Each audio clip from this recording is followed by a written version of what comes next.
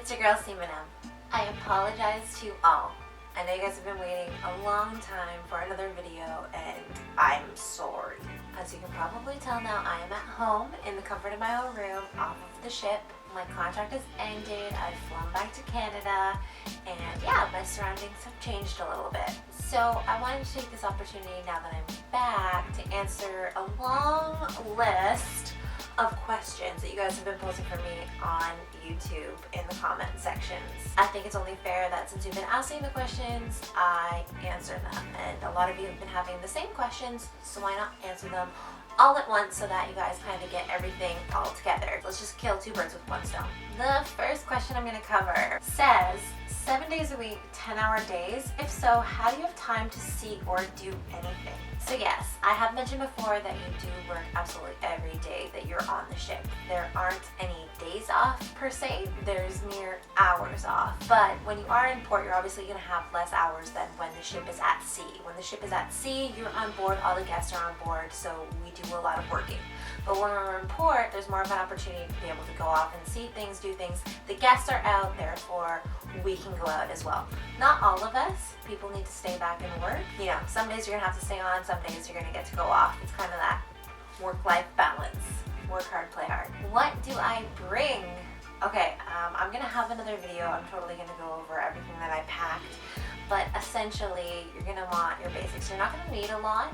You're going to be wearing your uniform about 90% of the time. So one mistake people normally make is that they actually overpack. Unless you're somebody that needs to, you know, be in the utmost of fashion at every time of the day. Like you got to wear some pretty rockin' pajamas and then you got to go out at night and look pretty fabulous. Then, I mean, you're going to need your bare minimum. You're probably going to need maybe like 4 or 5 days worth of clothing.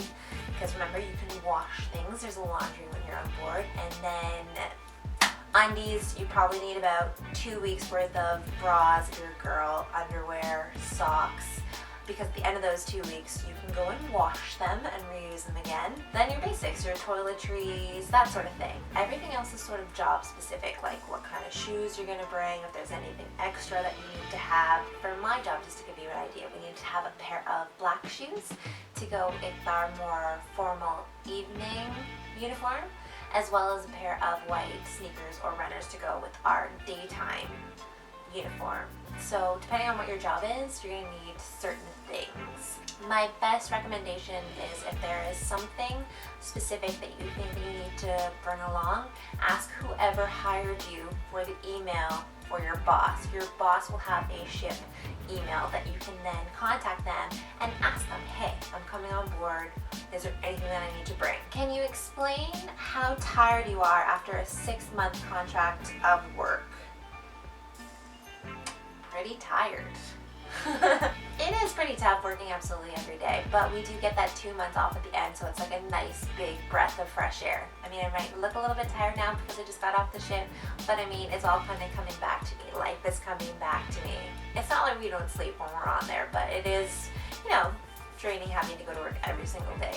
I'm not gonna lie. In the guest buffets or restaurants, do the staff pay or have discounted meals? Okay, so in the guest buffets, or pretty well anything that the guests do not have to pay for to begin with, the staff don't have to pay. If there's like not a charge whatsoever to the restaurant, then we don't pay either. The only catch is you have to go when there's not a lot of guests. So if guests are flooding the place, it's crazy, it's lunch hour, it's busy, you're not going to be eating there, you're going to be eating down in the crew mess. However, if it's light, there's not a lot of people up there, then absolutely you can go and get your fill and eat there at absolutely no cost. The only other catch, it's pretty obvious. If there is a little bit of a line, it's not busy so you're able to eat there, but there is a little bit of line, we let all guests go before us. So you might be standing there in line for ice cream, a guest lines up behind you, then you let that guest go. And this could happen like 5 to 10 times, and then you just wind up giving up on ice cream if, you know, they keep coming, because guests are always first. They actually paid you on the cruise ship, you did not, therefore it stands that you let them go ahead of you. Now in the restaurants that the guests do have to pay for, specialty restaurants and the like, that crew do have to pay for. And there's certain times that they're going to be offering, you know, different discounts for the crew, like buy one, get one, half off or free or that sort of thing. They do offer discounts, so we're able to go up and enjoy those as well. Can you elaborate on the medical? I think this is best done if I actually show you guys what the medical looks like. So I'm going to go over that in I think another video of its own because that'll take up some time. But essentially there's a few parts to it. They're going to, check your limbs, make sure everything functions, moves how it should. You're going to bend, flip everything, make sure that everything, joints are functioning properly. You're also going to have and probably most importantly, urine analysis or urine test to make sure that there's no drugs in your blood, or if you're a female that you're not pregnant. They're also going to do a blood test on you just to make sure nothing is irregular. And they're going to do a little bit of a hearing test just to make sure you can hear well, as well as vision to make sure that you can see. And I think the other major part is just a chest x-ray to make sure everything is looking good, functioning well internally. So you don't have to be in absolutely 100% perfect health, but you do need to be healthy. The idea being that as soon as you go on board, you are covered by the cruise line. So they don't want to hire anybody that's obviously going to be an expensive liability, if that makes sense. So if you're generally a healthy person, you have a couple medications, but nothing serious, and you don't expect anything to be severe, you'll probably be okay in your medical. Please tell me something about the relationships on the ship. Are people warm enough? Any bullying? So from my personal experience, everyone is really warm. You become like one big family when you're on board a ship. Everybody knows that everybody's away from home, they're missing their families, and it's just, a big friendly atmosphere. Everyone's very supportive of one another, and there's 60 different nationalities on board or more, and in a growing world where there's all this kind of chaos happening, it's nice to see everybody kind of coming together, and it's really representing the free world. That's absolutely true. With that said, that's my personal experience. I'm sure there are, issues and things that come up between people that I'm not aware of. It happens in any job. There's always a little bit of drama or politics. But there's always somebody that you can talk to. You can always lean on a friend, or we have HR on board to be able to, listen, hear you out, bring in other parties, mediate. If there's any issues that arise, they can take care of it. So say that you're not getting along with your roommate or whoever you've been buddied up with, then changes can occur. You don't necessarily have to just go and quit. You can move and be placed with somebody else that might wind up becoming your longtime friend. Who knows? But again, in my personal experiences, I haven't seen any bullying. I've only seen a lot of love, a lot of smiles, a lot of people taking care of each other, and a lot of people, sticking it out for the 6+ months that they are on board together. What are the most useful things you pack to take with you on board? I'm a very particular kind of foodie person, so for me it's really important to bring snacks that I know that I can't get anywhere else in the world. If there's something in Canada that I know I can't get this anywhere else, there's no absolute way, and I can't be without this for 6+ months, then I'm gonna bring that snack. But aside from that, in terms of big things, if you saw again the video where I'm going through my cabin, it's very important to bring universal plug adapters. You just never know what the layout is going to be in your room, and you want to be able to charge your phone or charge your laptop or that sort of thing. Will you be going back on a ship? I'm currently considering whether I will be back or not for a 4th. I do have my 2-month-long vacation, so we'll figure it out. It is a great place, and if I don't go, then I always wind up missing it. So I think I'll be back at some point for sure. Whether or not it's in the 2-month period or a little bit longer from now, I'll be back. What do you do, and can some workers get their own room? Okay, so I am a youth counselor. I've also been an activities host for the older guests or regular guests. I did that for 2 contracts and then switched to youth for 1 contract to play with the kids. In terms of some workers getting their own room, absolutely, but that's for mainly higher positions. So if you're coming in a managerial role, whether it's a manager or an officer, a senior officer, a maitre d', something that's managing other people and of some importance. This can also be production cast, singers, as well as dance captains as well. If you're someone that's wanting to go into the entertainment, they also get to have their own room on my line. I can't speak for all lines, but that happens on my line. So yes, it is possible, depending on what your job is going to be. However, in positions like mine, youth counselor, activity host, that sort of thing, obviously as you saw, we share a room. Have you met any cruise ship workers that are over the age of 55? What kind of work do they do and are they happy? So it is kind of like a young man's game.